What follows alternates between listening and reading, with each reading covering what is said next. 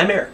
I have a gluten-free baking stand called Celiac's Delights, and today I'm going to be making Brazilian baking stand called Celiac's Delights. Alright, you've got your oven preheated to 400. You've already got your mini-muffin pan oiled, ready to go. You've got your blender. You've got 2/3 of a cup of milk. You've got 1/3 of a cup of olive oil. I don't like using extra virgin olive oil. Cooking olive oil works great for this. Extra virgin can scorch and mess with the flavor. 1 egg, a cup and a half of tapioca flour, and a half cup of some cheese that has some body to it. In this case, I'm using asiago. Mild cheddars, medium cheddars lose a lot of their flavors.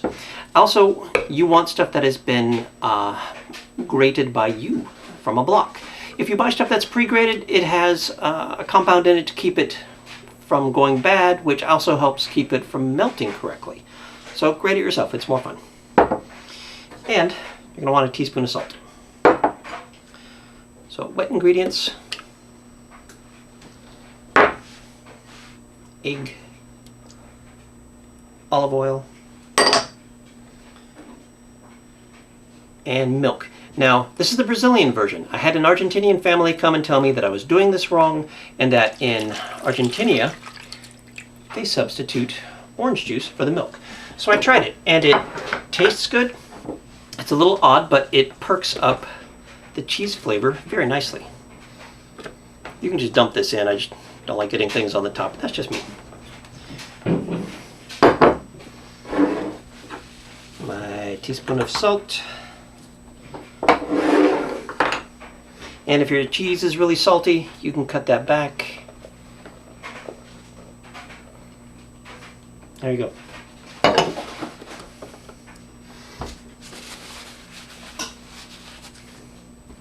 And now you just want to pulse it a bit, blend it a bit until everything is nice and smooth so that you can pour it into that mini muffin tin, like so.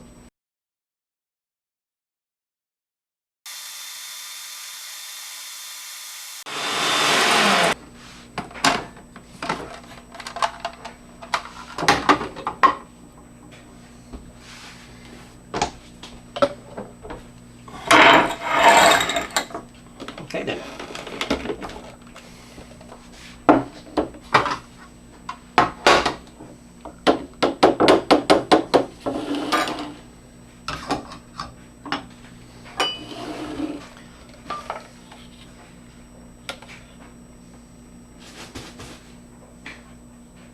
You want these about 3/4 filled, about like that. That way, as this is rising and expanding, the cheese and the eggs and the milk don't have to fight for space as much. You should end up with some nice cheese balls.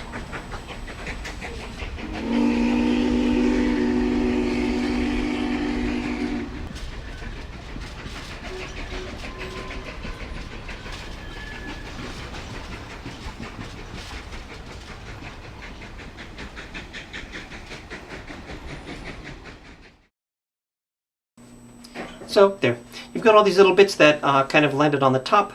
They're gonna still be tasty. They're gonna fry up and you'll have little cheese bits that you can just munch on. All right, to the oven. So here they are after 20 minutes at 400 degrees. They're too hot to handle and I'll pop them out in a moment. You just want them lightly browned.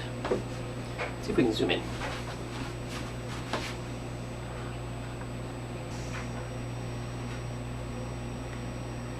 You just want them lightly browned like that, so that you don't scorch them.